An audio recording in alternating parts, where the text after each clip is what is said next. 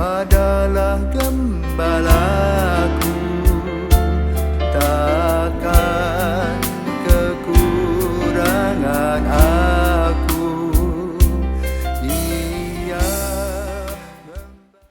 Saudaraku terkasih, selamat pagi. Salam jumpa lagi dalam Sabda Siap Saji Jumat 11 Februari 2022. Marilah kita berdoa dalam nama Bapa, Putra, dan Roh Kudus. Amin. Allah Bapa Maha Kuasa, kami memuji-Mu atas segala berkat-Mu. Bukalah kiranya telinga kami terhadap sabda-Mu agar mampu meneladani hidup Yesus Kristus Putra-Mu, sebab Dialah yang hidup dan berkuasa bersama Dikau dalam persatuan Roh Kudus Allah sepanjang segala masa. Amin. Tuhan bersamamu dan bersama rohmu. Inilah Injil Yesus Kristus menurut Santo Markus. Dimuliakanlah Tuhan. Markus bab 7 ayat 31 sampai dengan 37. Pada waktu itu Yesus meninggalkan daerah Tirus dan lewat Sidon pergi ke Danau Galilea di tengah-tengah daerah Dekapolis. Di situ orang membawa kepadanya seorang tuli dan gagap dan memohon kepadanya supaya Yesus meletakkan tangannya atas orang itu. Maka Yesus memisahkan dia dari orang banyak sehingga mereka sendirian. Kemudian ia memasukkan jarinya ke telinga orang itu lalu meludah dan meraba lidah orang itu. Kemudian sambil menengadah ke langit, Yesus menarik nafas dan berkata kepadanya, "Efata," artinya terbukalah. Maka terbukalah telinga orang itu dan seketika itu juga terlepas pula pengikat lidahnya. Lalu ia berkata-kata dengan baik.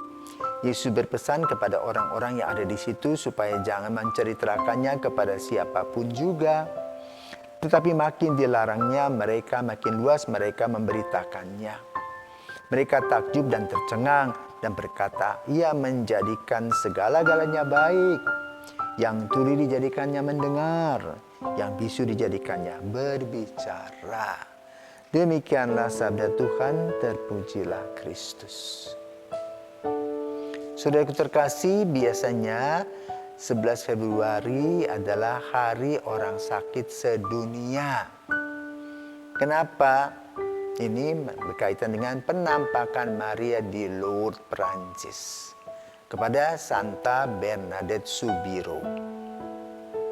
Entah bagaimana sekarang boleh katakan fakultatif. Bukan lagi sebuah berita yang menggelegar. Maka mari kita membahas saja bagaimana Maria menampakkan diri di Lourdes. Apa dasarnya sampai penampakan Maria itu betul-betul menjadi viral pada zaman itu dan juga pada masa-masa yang lalu.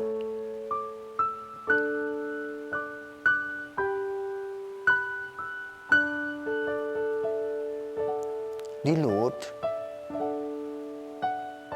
ada keluarga yang sederhana. Mereka mempunyai kambing domba tidak banyak. Mereka petani pada umumnya. Pada abad ke-18. Ada seorang gadis bernama Bernadette Soubirous. Dia berpenyakit paru-paru.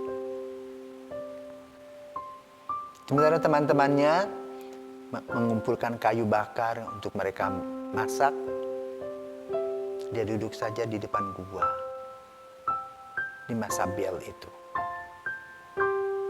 Tiba-tiba dia berjumpa dengan seorang ibu yang tentu saja baginya mengejutkan.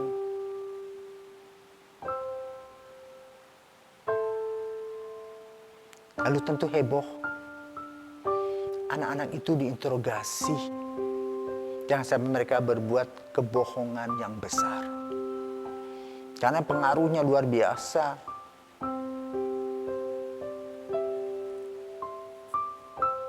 Mereka pernah dikurung, tetapi Maria terus berjanji untuk berjumpa kembali.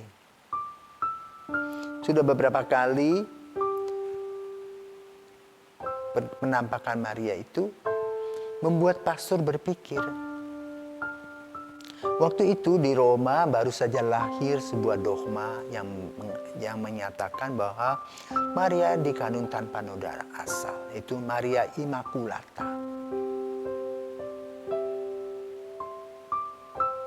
Dan tentu ada surat yang diterima dari Roma untuk para uskup dan pastor. Sekarang bagaimana menguraikannya?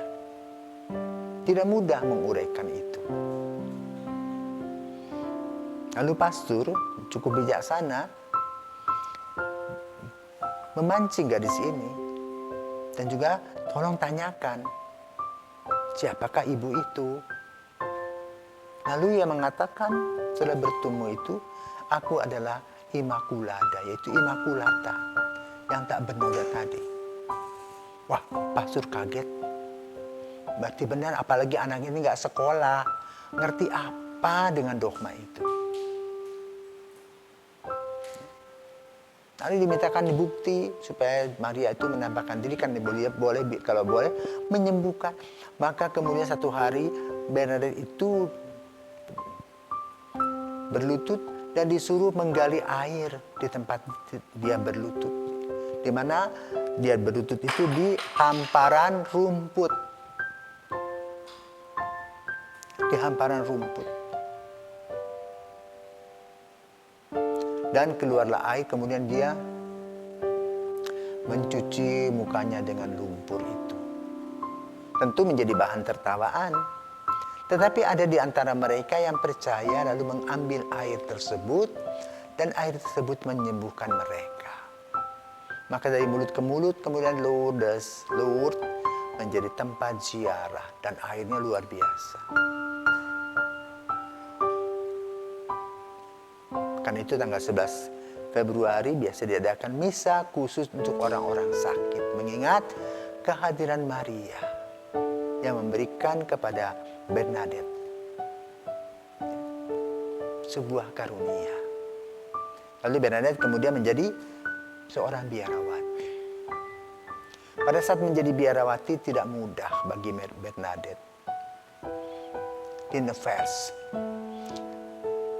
banyak penderitaan yang dia terima, dan dia tidak pernah ke sana lagi sampai akhir hidupnya.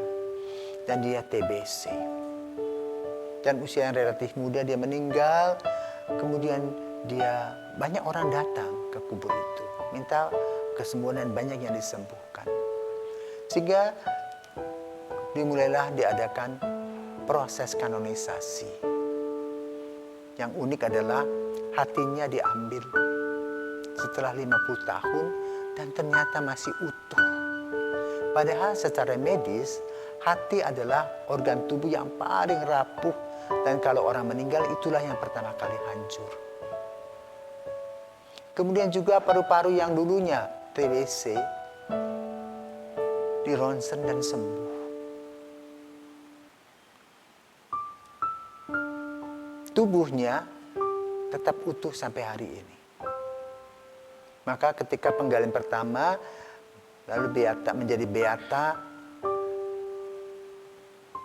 lalu ke penggalian kedua 50 tahun kemudian menjadi Santa Bernadette Soubirous.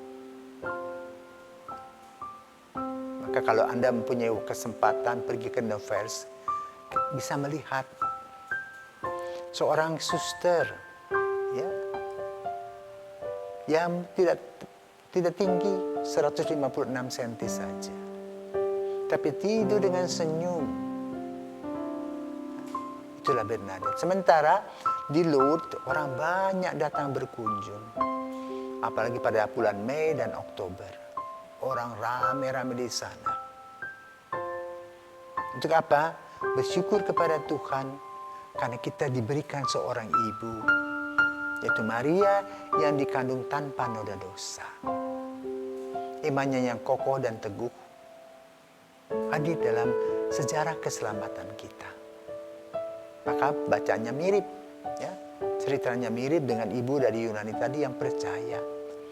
Dan Maria selalu berdoa untuk anak-anaknya, yaitu kita semua. Dan bagaimana peranan Bunda Maria terhadap Yesus waktu Yesus dilahirkan. Lalu waktu Maria mengandung, Yesus lahir, kemudian mengalami kesulitan, harus pergi ke Mesir, lalu kembali ke Nazaret, dan kemudian melihat dan mendengar tentang kiprah putranya Yesus, bahkan sampai disalib. Maria terus mengikuti Yesus. Seorang ibu yang patut kita teladani. Maka pada hari ini mari kita berdoa, Bunda Maria, doakanlah kami, agar kami boleh mengikuti teladan-Mu sebagai orang yang percaya dan setia kepada Yesus. Amin. Tuhan memberkati.